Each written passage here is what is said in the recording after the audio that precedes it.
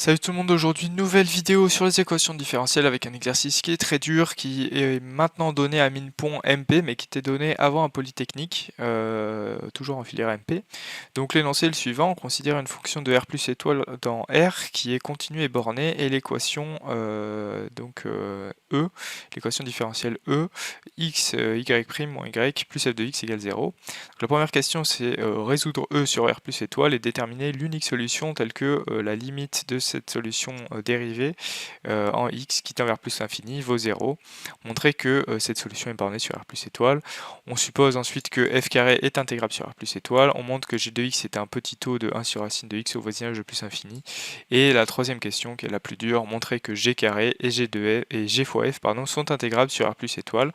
Donc voilà, n'hésite pas à mettre sur pause à chercher par toi-même, puis ensuite je vais donner des indications et corriger le problème.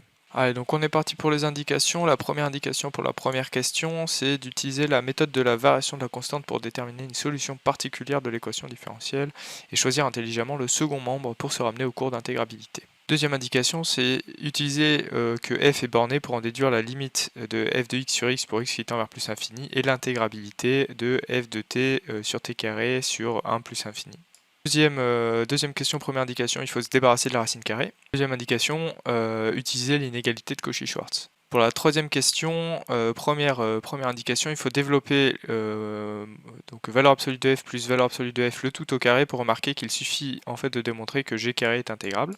Deuxième indication, il faut multiplier l'équation différentielle par g de x et intégrer sur epsilon a, où epsilon c'est un paramètre de R et a un paramètre de R, donc R plus étoile, les deux, et on obtient une équation d'intégrale i sur 2 moins j plus k égale 0. Il faut faire une intégration par partie sur i et utiliser l'inégalité de Cauchy-Schwarz sur k, et on trouve que k est inférieur ou égal à fg, une autre indication, c'est de calculer g carré en fonction des intégrales qui sont déjà écrites.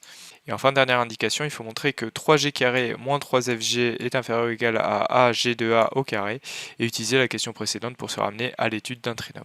Allez, donc on est parti pour la correction de cette première question. Donc comme l'équation est résolue dans R plus étoile, eh bien on peut diviser par x l'équation pour obtenir donc y' moins y sur x, attention, égale moins f de x sur x. Donc on a cette équation là à résoudre. On en déduit que une solution de l'équation homogène associée, comment elle s'obtient en intégrant ce membre-là, donc en mettant un moins devant en l'intégrant, et donc une primitive de 1 sur x, c'est ln de x, et donc ça fait ax la solution. Donc voilà pour la solution de l'équation homogène. Pour la solution de l'équation particulière, on peut utiliser la méthode de la variation de la constante. Donc on cherche yp sous la forme yp égale a fois phi, où phi c'est la solution qu'on a précédemment trouvée. Donc phi qui a x va associer x, et a est dérivable sur R plus étoile. Donc si yp est solution de prime, on a yp prime moins 1 sur x yp de x égale moins f de x sur x. C'est-à-dire du coup en remplaçant avec yp égale a phi, a prime de x, phi de x plus a de x phi prime de x, donc ça c'est yp prime. Donc j'ai dérivé le produit a phi, moins 1 sur x a de x phi de x, donc moins 1 sur x yp de x, égale moins f de x sur x, donc le second membre. Donc maintenant en remplaçant phi de x vaut x, phi prime de x vaut 1, phi de x vaut x. Donc ici on a a de x, moins 1 sur x fois x, donc ça disparaît, moins a de x au final, a de x moins a de x ça disparaît, donc il va rester a prime de x égale moins f de x sur x carré puisqu'on divise par x. Donc on obtient ça, et on peut intégrer a de x avec une constante d'intégration, et on peut la choisir au final telle que a de x égale moins l'intégrale de 1 jusqu'à x des f de t sur t carré dt, ce qui est licite parce que f est continu. Donc voilà, on a trouvé la solution A, on a trouvé la solution particulière, yp égale a phi, où a c'est cette fonction-là, et phi c'est la fonction qui a x fait associer x. Et donc finalement l'ensemble des solutions est de la forme, les fonctions qui à x vont associer à x moins x, l'intégrale de 1 jusqu'à x df de t sur t carré dt, où a c'est un paramètre dans R, et on peut factoriser par x pour simplifier les calculs qui vont suivre.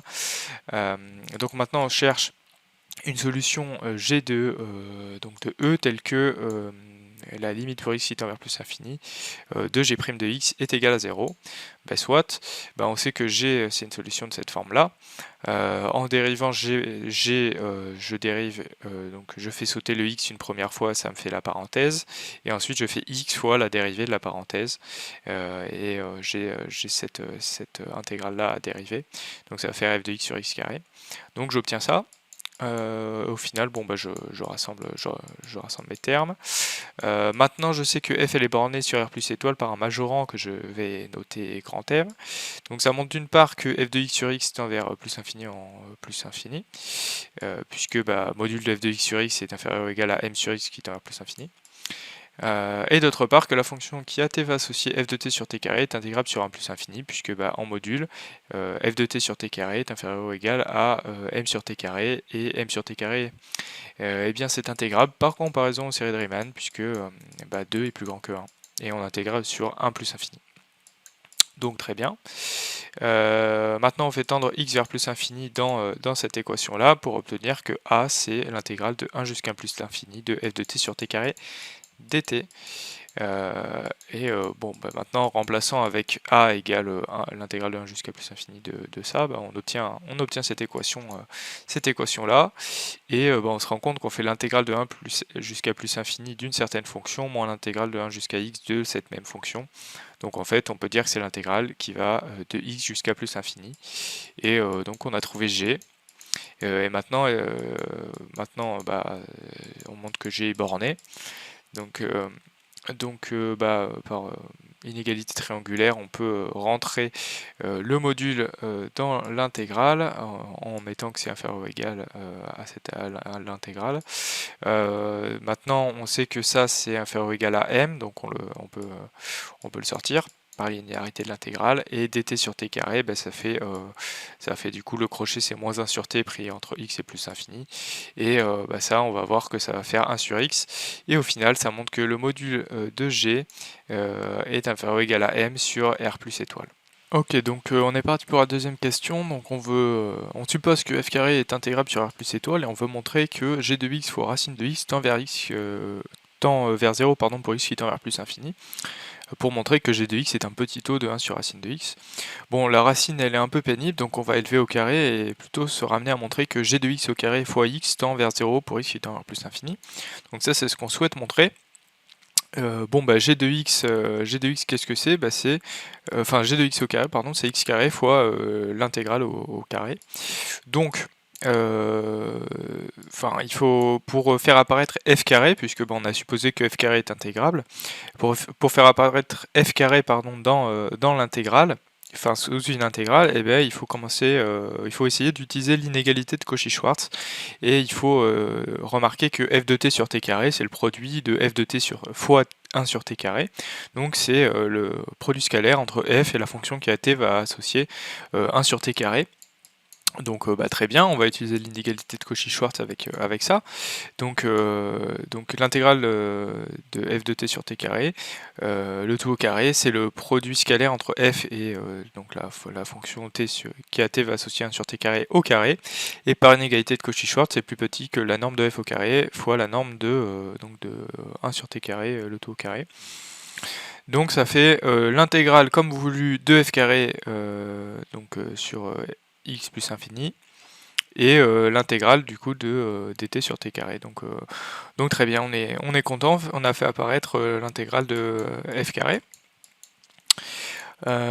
D'où du coup g de x carré inférieur ou égal à x carré fois du coup par Cauchy-Schwarz le produit des intégrales dont on a parlé. Au final, l'intégrale du coup dt sur t puissance 4, on en connaît une primitive, donc ça fait ce crochet là, et ça fait 1 tiers de x puissance 3. Très bien, du coup du coup il va rester 1 sur 3x, et en multipliant par x on va récupérer le x de l'autre côté, et j'en déduis que g de x carré fois x est inférieur ou égal à 1 tiers de l'intégrale du coup de x à plus infini de f carré de t dt, et il reste maintenant juste à faire tendre x vers plus infini pour obtenir le résultat voulu, g de x au carré fois x tend vers 0 en plus infini, au final on compose par la racine carrée, on a le résultat voulu, c'est que g de x c'est un petit taux de 1 sur racine de x pour x qui tend vers plus infini. Ok, donc on est parti pour la correction de cette troisième question qui est vraiment très difficile et qui est clairement la plus difficile du problème. Donc comme g est solution de E, g vérifie l'équation différentielle associée. Mais maintenant, nous, on veut travailler sur g carré, donc on va multiplier par g de x pour obtenir cette équation-là. Et le produit g' fois g, il faut remarquer, on le fait très souvent en physique, que c'est 1/2 de g de x au carré, le tout dérivé. Donc voilà, et on va intégrer cette relation sur epsilon a, où on va faire tendre epsilon vers 0 et a vers plus l'infini pour prouver l'intégrabilité de g carré. Donc c'est parti. On intègre la relation sur epsilon a plus que a epsilon, mais voilà. Et donc on obtient ces intégrales-là qu'on appelle du coup i, j et k. Déjà k, on remarque que c'est un produit de deux fonctions, donc on va sûrement appliquer l'inégalité de Cauchy-Schwarz, et ici on a une dérivée à l'intérieur, donc on va sûrement faire une intégration par partie pour transformer ces intégrales là. Donc allons-y. On utilise une intégration par partie sur i, donc on intègre naturellement la fonction qui à t va associer g de t carré dérivée, et on dérive la fonction qui à t va associer t. Bon i epsilon a, donc c'est licite parce que les fonctions sont C1, voilà, il n'y a pas de souci, il faut le dire quand même. Donc on a le crochet, moins du coup l'intégrale de g au carré, donc là ça c'est pas mal. On va récupérer du coup j, et le crochet, il suffit de le calculer, donc c'est pas mal, on a récupéré du g carré, de l'intégrale de g carré, donc c'est pas mal. Et si on reporte cette relation dans R, j'obtiens ça, au final j'obtiens k égale 3/2 de j moins 1/2 de a g de a carré moins epsilon g epsilon au carré. Bon, on a ça, et maintenant on a dit qu'on allait utiliser Cauchy-Schwarz sur K. Du coup, c'est inférieur ou égal à ce produit de racines d'intégrales. Donc j'appelle le premier membre f et le deuxième membre g, et qu'est-ce que je remarque? J'ai du coup l'intégrale de g carré dt. Je remarque que si j'élève cette racine carrée au carré, j'obtiens j. Donc on a quand même pas mal de relations, et en vérité ça va nous suffire.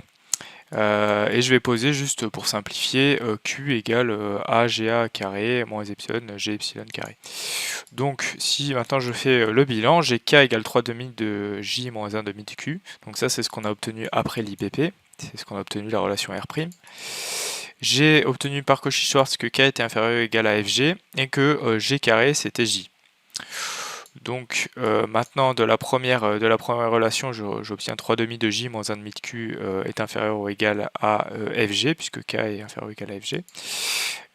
Et maintenant je remplace, donc je multiplie par 2 pour simplifier. Je remplace j par g carré, et j'obtiens 3g carré moins 2fg inférieur ou égal à q. Et q, c'est aga carré moins epsilon g epsilon carré. Donc q est plus petit que aga carré. Et donc si je remplace A fois GA au carré par une certaine constante, dans un sens que je vais expliciter juste après, j'aurai 3G carré moins 2FG inférieur ou égal à une constante, et je fais passer la constante de l'autre côté, et en fait j'ai un trinôme du second degré, 3G carré moins 2FG plus constante inférieur ou égal à 0, donc je vais pouvoir faire quelque chose. Donc c'est simple, AGA carré, on a vu à la question précédente que ça tendait vers 0, puisque g de x au carré fois x tend vers 0 pour x qui tend à plus infini. Donc si ça tend vers 0, c'est qu'à partir d'un certain rang, AGA carré est inférieur ou égal à 1, et donc à partir de ce rang, on va obtenir du coup 3g carré moins 2fg inférieur ou égal à 1. Donc 3g carré moins 2fg moins 1 inférieur ou égal à 0. Et donc on a un trinôme en G dont on va chercher le signe du discriminant, donc ça c'est quelque chose de classique. On pose delta égale b carré moins 4ac, donc 2f carré plus 12, donc ça fait 4f carré plus 3, pas plus 2, qui est supérieur ou égal à 0. Donc on a deux racines qui sont du coup donc moins b plus ou moins racine de delta sur 2a. Donc ça va faire ça, et bon, on va avoir un 3 à la place du 2 à chaque fois, mais c'est pas grave en fait, hein. L'objectif c'est d'encadrer, c'est de montrer l'intégrabilité en encadrant l'intégrale. Donc bon, on a les deux racines que voilà, et donc nous on avait la condition, c'était que 3g carré moins 2fg moins 1 inférieur ou égal à 0. Et donc on a les racines et on sait qu'un tel trinôme il devient négatif entre ces racines. Donc en particulier on a g qui est inférieur ou égal à g+, qui est f plus racine de f carré plus 3 sur 3. Comme f carré elle est intégrable, eh bien on a f, donc qui est la racine carrée de l'intégrale de f carré, qui est inférieure ou égale à l'intégrale sur 0 jusqu'à plus infini, qui est la norme 2 de f. Donc voilà, au final on remplace joyeusement. On a g qui est inférieur ou égal à g+, qui est inférieur ou égal à donc norme de f plus norme de f au carré plus 3 sur 3. Donc on a montré à partir, donc si a est plus grand que 0, pour tout epsilon dans R plus étoile, la racine de l'intégrale de g carré dt est inférieure ou égale à norme de f plus racine de norme de f au carré plus 3 sur 3. L'application qui a epsilon va associer racine de epsilon, cette racine d'intégrale est croissante et majorée. Donc elle possède une limite finie pour epsilon qui tend vers 0, et si on fait tendre epsilon vers 0 dans l'inégalité, eh bien j'obtiens ça, et maintenant il ne me reste plus qu'à faire tendre du coup faire tendre A vers plus infini, et remarquer du coup qu'on peut le faire. L'application qui va associer cette intégrale là est croissante majorée, elle admet une limite en plus infini, et donc on en déduit l'intégrabilité de g carré sur R plus étoile. Donc on a conclu la première partie de la question.